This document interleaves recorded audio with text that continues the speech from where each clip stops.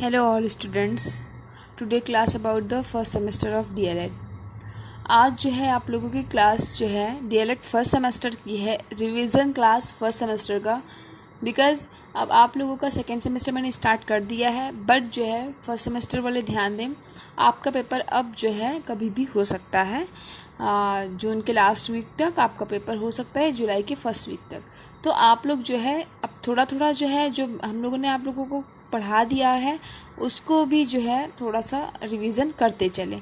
ठीक है, तो एक बार मैं आप लोगों को फिर से सोची हूँ याद दिला दूँ, डिस्कस करती हूँ कि आपके क्या क्या टॉपिक पूरे कंप्लीट हो चुके थे फर्स्ट सेमेस्टर में। आपका पूरा सिलेबस फर्स्ट सेमेस्टर का कंप्लीट हो गया था, 8 सब्जेक्ट आप लोगों के कंप्लीट हो गए थे, आपके टीचर्स ने कंप्लीट करा दिया था।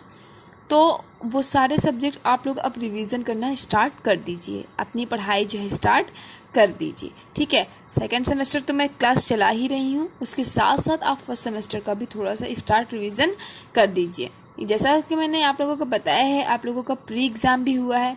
प्री एग्ज़ाम में ही आप लोगों को पता चल गया है कि एक दिन में 3 पेपर होते हैं, 3 दिन में पेपर जो है आप लोगों के ख़त्म हो जाते हैं, बिकॉन्टिन्यू पेपर होते हैं। तो ध्यान में रखते हुए हम लोग जो है उसको भी थोड़ा सा रिवीजन करते चलेंगे, क्योंकि ऐसा ना हो कि हम सेकेंड सेमेस्टर की शुरू कर दी स्टडी और फर्स्ट सेमेस्टर हमारा पीछे ही रह जाए। ठीक है, तैयारी तो आप लोगों की बहुत अच्छी हुई है, तो आप सभी अच्छे नंबर से जो है सफलता प्राप्त करेंगे, इसमें कोई शक नहीं है। तो थोड़ा सा स्टार्ट करते हैं। हम एक बार आप लोगों को सोची हूँ कि एक बार आप लोगों को याद दिला दूँ कि आपके सिलेबस में आप लोग फिर से फर्स्ट सेमेस्टर को उठाइए और रिविज़िट करना स्टार्ट करिए। तो मैंने आप लोगों को पढ़ाया था सबसे पहले बाल विकास का अर्थ।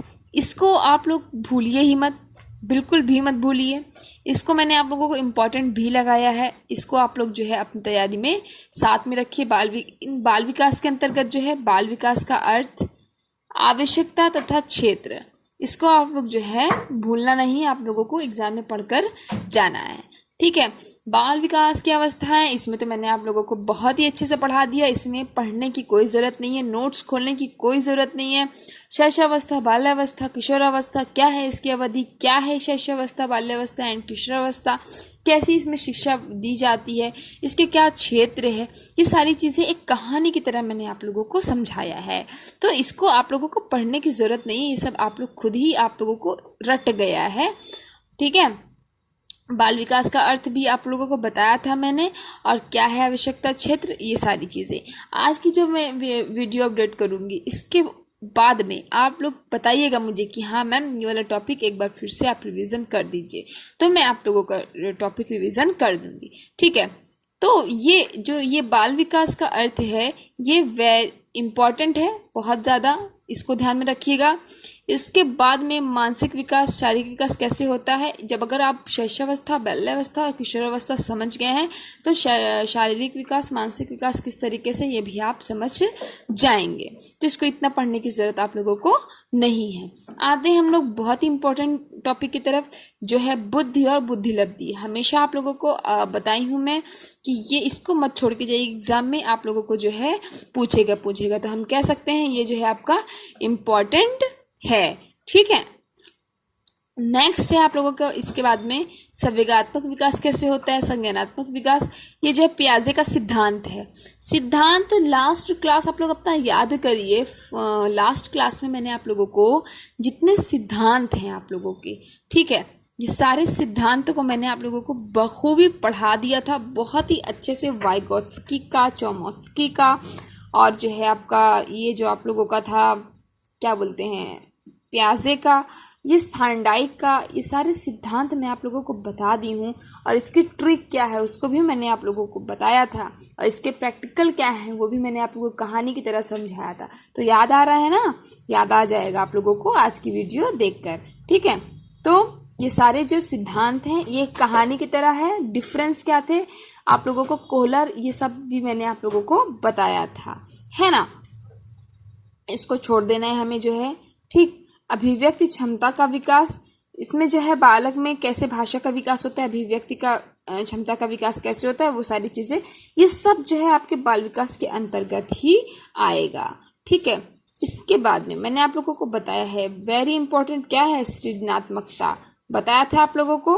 सृजनात्मकता क्या है या आप लोग भूल गए हो, अपने नोट्स खोलिए, उसको समझिए, और अगर नहीं आ रहा है तो फिर भी मुझसे आप लोग पूछिए, मैं आप लोगों को फिर से जो है समझा दूंगी। ठीक है, इसके बाद में व्यक्तित्व वेरी इंपॉर्टेंट है, व्यक्तित्व भी वेरी इंपॉर्टेंट है, सब इंपॉर्टेंट भी लगवा दी हूँ, बस एक बार मैंने सोचा कि आप लोगों को याद दिला दूँ कि आप लोगों को फर्स्ट सेमेस्टर भी जो है वो पढ़ते चलना है। ठीक है, तो इसके अंतर्गत क्या है, अंतर्मुखी, बहिर्मुखी, उभयमुखी, ये तीनों मैंने आप लोगों को पढ़ा दिया था, समझा दिया था और लिखा भी दिया था। ठीक है, फिर इसके बाद में आपका व्यक्तित्व परीक्षण आता है, इसके तरीके क्या हैं, व्यक्तित्व परीक्षण क्या है, व्यक्तित्व भिन्नता वेरी इंपॉर्टेंट लगवाया भी है मैंने। कल्पना, चिंतन और तर्क, ये तो बहुत ही ज़्यादा हम लोग डिस्कस क्लास में किए हुए हैं। ये सारी ऐसी चीज़ें हैं जिसको आप लोग भूलकर बिल्कुल भी एग्जाम में मत जाइएगा। ठीक है, अब क्या है, वातावरण क्या है, वातावरण भी आप लोगों को एक एक लोगों को खड़ा करा मैंने आप लोगों से क्वेश्चन जो है इसको पुटअप किया था। तो क्लास में अगर आप लोग अटेंड किए हैं तो श्योर जो है आप लोगों को जो है ये तैयार हुआ होगा। ठीक है ना, प्रभावित करने वाले कारक, इतना वंशानुक्रम भी मैंने आप लोगों को पढ़ाया है और वातावरण भी पढ़ाया है। नेक्स्ट इसमें हमें आता है अधिगम, इसका अर्थ वेरी इंपॉर्टेंट लगवाया है मैंने। अधिगम का अर्थ पढ़कर ही जाइए, यही बहुत ज़्यादा इम्पॉर्टेंट है आपको बस। ठीक है, फिर इसके बाद में है अधिगम को प्रभावशाली विधियां। क्या क्या प्रभावशाली विधियां, निरीक्षण करके सीखना, परीक्षण करके सीखना, इसमें से किसी भी एक विधि के बारे में आ सकता है आपके एग्जाम में।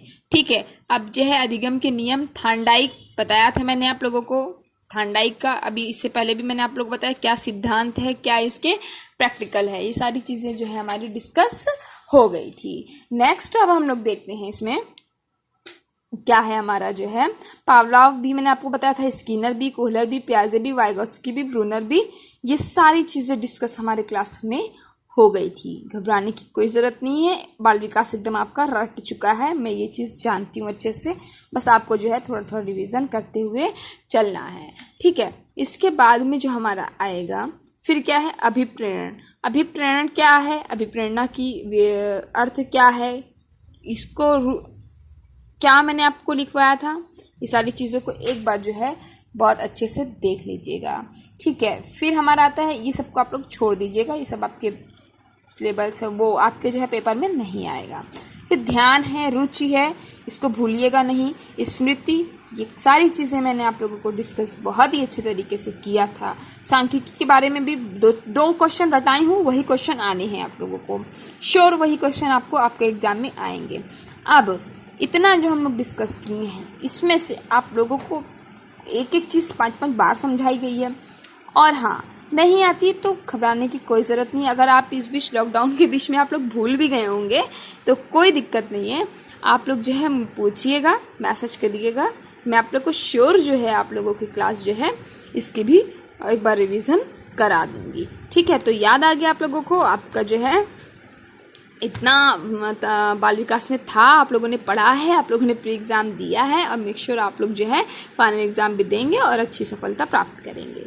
ठीक है, फिर आज की क्लास के लिए इतना ही, मिलती हूँ नेक्स्ट क्लास में जिसमें आपको कंप्यूटर संस्कृत का भी एक बार रिवीजन करा दूंगी। ठीक है, थैंक यू क्लास।